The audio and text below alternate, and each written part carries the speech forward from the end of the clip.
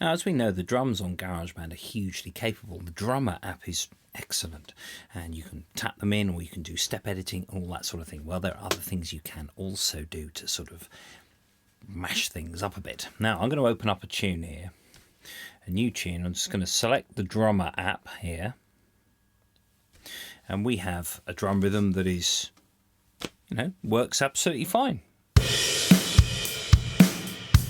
Now, I'm just going to adjust this so that we don't get the crash cymbal at the start.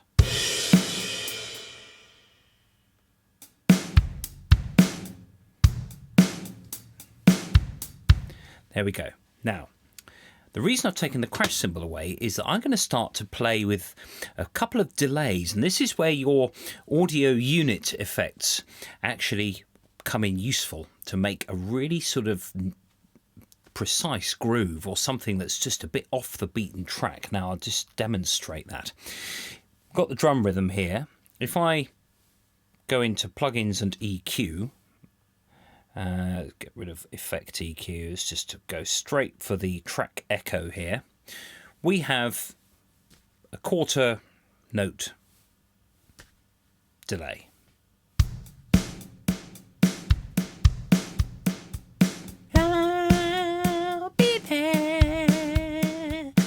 So, the snare drum on every beat, that's reminiscent of Motown. Great, we can do that.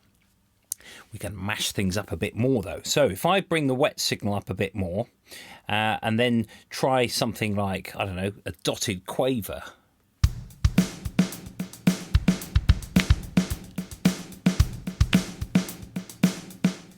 Sounds pretty good. Now if we take the repeat rate down a little bit so that it's not just sort of a hugely long echo.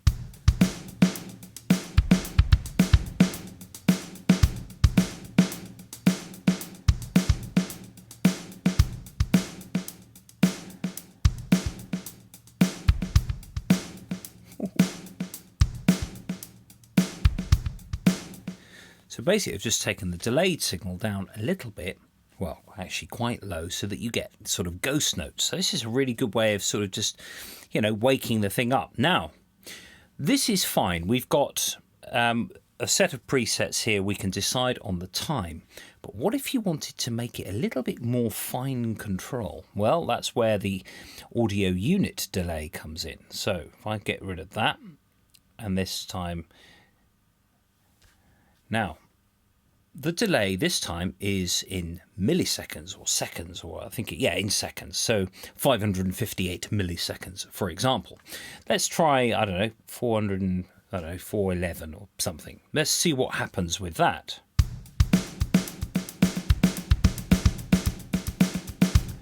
A similar thing to last time. Now, feedback, let's just take that down a bit.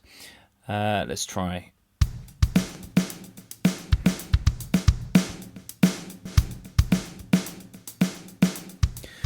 Because we're now dealing in milliseconds rather than tempo, you can make it sound as if it's pushing or dragging a bit. So let's try something like this.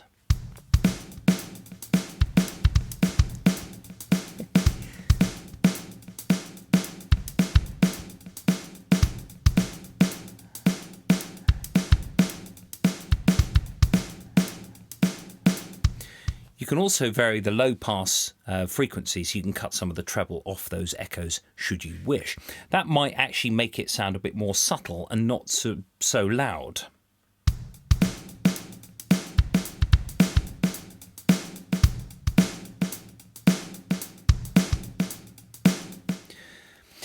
This will make you play differently when you use the strum rhythm to create a groove.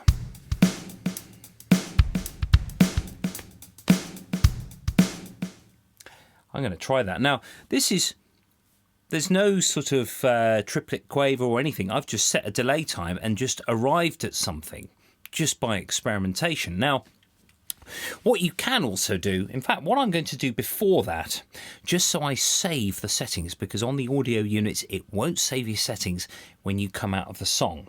So what I'm going to do is I'm going to put the dry to wet mix at the top. Why am I going to do that? The reason I'm going to do that is that I'm going to merge the full delay. There we go. Now I've got that. Now, I've got to, and now what I should have done actually first was to copy this, was to duplicate the track, because I want to retain the original drums. So I'm going to copy that and I'm going to paste it on the other track. Now I've also got to check, because you've duplicated the track, it will duplicate the effect as well. So maybe I want the original one at the top.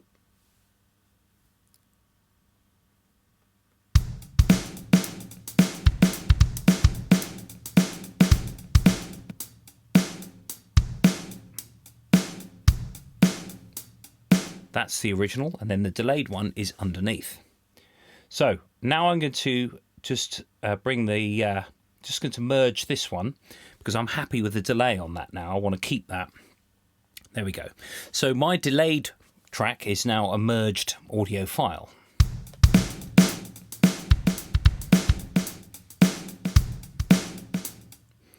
Now when I come to play something else with this, it's going to completely change the way I play.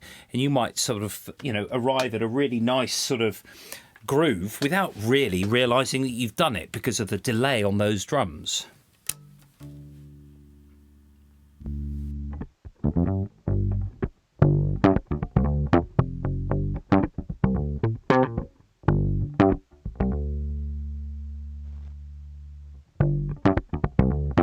So I'm just going to stick a bit of bass down and see what that does with the drums there.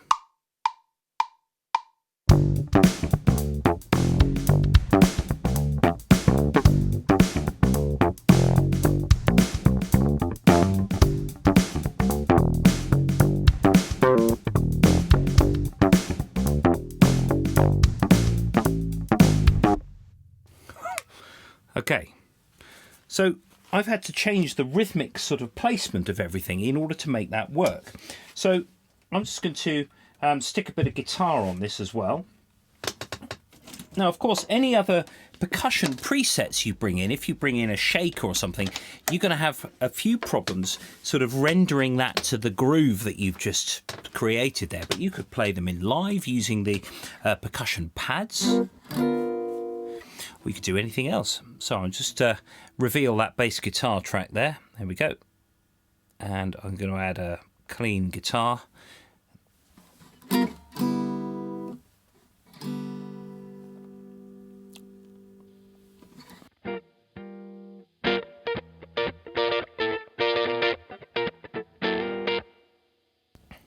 I think the battery may be going in my iRig. Sounds a little bit distorted, but it doesn't matter for now.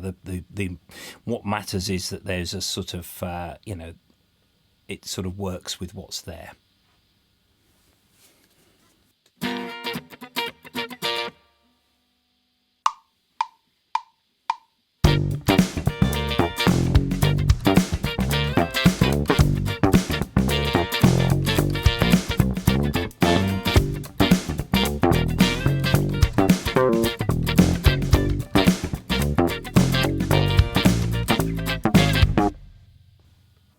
Okay, so we've got something there that sort of pertains to what the drums are doing.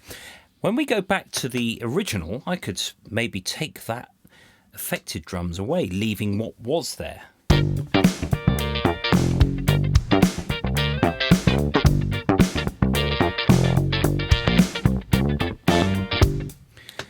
I almost prefer that, but I had the affected drums there to play to so that there was a groove in place. I could actually sort of unmute the affected one and bring it in very slightly.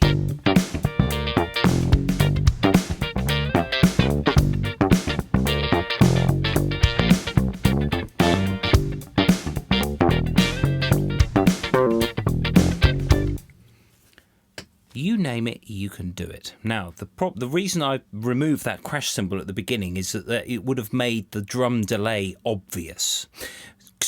It would have had two crash cymbals together. But there is a good way of establishing a drum beat that is completely off the beaten track. See what I did there? It's off the scale, and you can just you could even affect the delayed version. Let's have a look. Track settings. Let's have a. Oh no, I don't want. I want plugins and EQ. Got lost there momentarily. Let's go and find a micro phaser. Let's try that.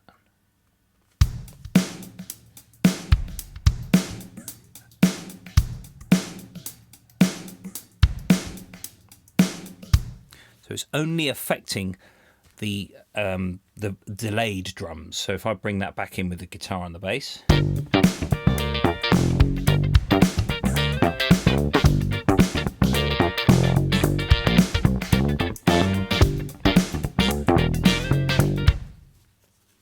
Yeah, it's a start.